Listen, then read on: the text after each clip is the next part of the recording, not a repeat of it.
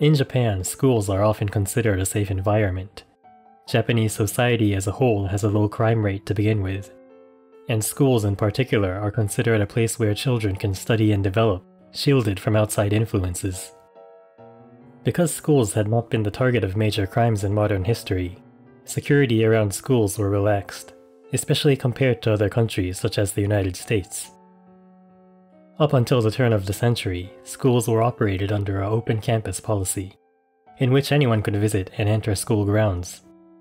This was usually done by parents of the students, or parents of children who would potentially go to that school in the near future. But there were no checks upon entry, so pretty much anyone could enter and walk around as they pleased. However, this would change in 2001, when a man went on a killing spree inside of an elementary school, taking the lives of 8 children. This is considered to be one of the most brutal and merciless crimes of modern times, and permanently changed Japanese society, particularly regarding the security of schools and their students. This is the story of the Ikeda Elementary School incident. Takuma Mamoru was born on 1963 as the son of a factory worker. Throughout his early years, he was neglected by his mother and abused by his father. Perhaps due to this upbringing, he would display delinquent and violent behavior from a very young age. Even as a preschooler, he would ride his tricycle in the middle of a busy street, causing traffic jams. And at other times he would throw rocks at passing trains. By the time Takuma moved up to elementary school, he would bully his fellow students, especially those younger and smaller than himself.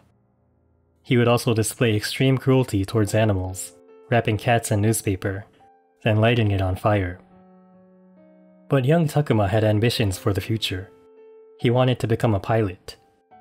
Takuma understood that to become a pilot, he had to go to a good school. During his 5th grade, he began studying to get into Osaka University's Ikeda Middle School. This was a very selective national school, in which you had to pass an exam to enter. When his father learned of Takuma's ambitions, he would scoff at his son, saying, "Those schools are for rich kids who receive private education from a young age. I'm a factory worker. We are not that kind of people." When Takuma then consulted his mother, she would also brush him off, saying it was a waste of time and money to even try. So Takuma would give up on his dream of becoming a pilot, and this experience would forever sew into him a hatred towards people who had a privileged upbringing. His delinquent behavior would continue into his teenage years, resulting in Takuma being expelled from high school after hitting a teacher.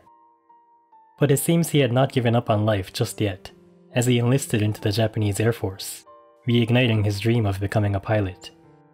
His parents recall Takuma beaming when he first donned his uniform. But this redemption would be short-lived. Just after 1 year of enlisting, he would be discharged for having relations with a presumably underage girl. Having his dreams crushed yet again, Takuma would gradually spiral out of control from here on. He would jump in and out of employment and imprisonment, being prosecuted for battery and assaulting women multiple times. By his 30s, he had racked up a criminal record of over 10 convictions. Takuma would also marry and divorce 4 women by this time. Most of his divorces resulted from his aggressive behavior and abuse, with the shortest marriage lasting just a few weeks. On top of all of this, he had just been fired from his most recent job, and had accumulated a large amount of debt, putting him on the verge of being evicted from his apartment. Everything in his life had been a failure, and from Takuma's perspective, he felt he had just been dealt a bad hand by society. His resentment towards society, especially for those who had a privileged upbringing, became stronger and stronger over the years. He briefly considered taking his own life, but decided that if he were to go out, he might as well do so with a bang, and make other people suffer, just as he had suffered from a young age. On June 8, 2001, Takuma makes his way to Ikeda Elementary School, with a 15cm kitchen knife in hand. This was the elementary school division of the Ikeda Middle School he had wished to get into back in his teenage years. Takuma figured that by targeting this school, he would be able to target the children of privileged families, as his father had told him that only rich kids can get into this school. Takuma enters the school through the back gate, which was unlocked. It was 10:15 a.m., and the kids were scattered around for recess. He walks by a teacher as he makes his way towards the classrooms. The teacher finds it odd for an unknown adult to be on school grounds at this time of day, but figures it must be a parent, and doesn't pay much attention. I should point out again that in the year of 2001, it wasn't uncommon for a parent to walk into school grounds unauthorized.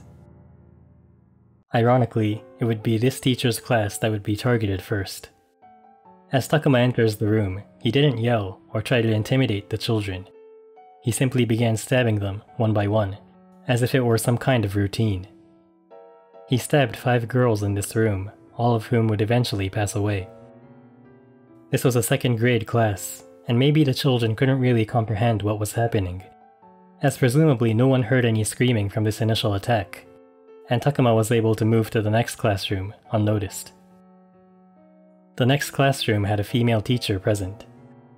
Once Takuma began robotically attacking the children, this teacher yells at her students to run away, while simultaneously running out of the classroom herself to call for help, leaving the children to themselves.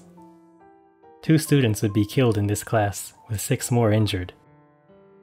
This teacher would become the target of serious controversy later on, with many people saying she pretty much abandoned her students, while others would take her side, claiming there was no way a female civilian could take on a former Air Force soldier, and leaving to look for help was their best option.